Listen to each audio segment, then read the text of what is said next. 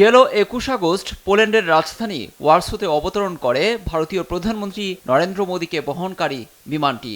দীর্ঘ ৪ দশক পর ভারতের কোনো প্রধানমন্ত্রীর সফরে সেদেশের সরকারের পক্ষ থেকে দেয়া হয় রাষ্ট্রীয় অভ্যর্থনা।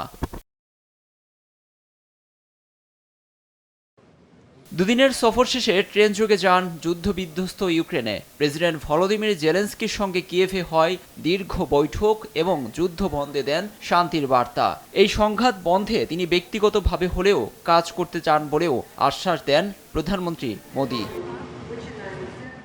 কিন্তু ফেরার পথে বাধে বিপত্তি। নরেন্দ্র মোদী পোল্যান্ড থেকে দিল্লিতে ফেরার পথে পাকিস্তানের আকাশসীমা ব্যবহার করেন। সকাল ১০টা ১৫ মিনিটে পাকিস্তানের আকাশসীমায় প্রবেশ করে মোদীকে বহনকারী বিমান ৪৬ মিনিট ওড়ার পর সকাল ১১টা ১ মিনিটে পাকিস্তান ছাড়ে ওই উড়োজাহাজটি। মোদীর উড়োজাহাজটি চিত্রাল হয়ে পাকিস্তানের আকাশসীমায় প্রবেশ করে এবং ইসলামাবাদ ও লাহোরের বিমান নিয়ন্ত্রণ এলাকা দিয়ে ভারতের অমৃতসরে প্রবেশ করে বলে দাবি সূত্রের। পাকিস্তানের আকাশপথ ব্যবহারে গুডউইল বার্তা দেননি বলে অভিযোগ ইসলামাবাদের। ঐতিহ্যকে উপেক্ষা করায় কিছুটা ক্ষুব্ধ শাহবাজ শরীফ সরকার।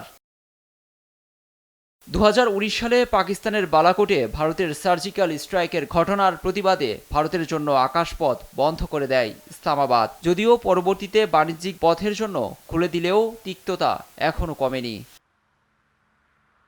লুৎফর কবির, নিউজ ডেস্ক, দেশ টিভি।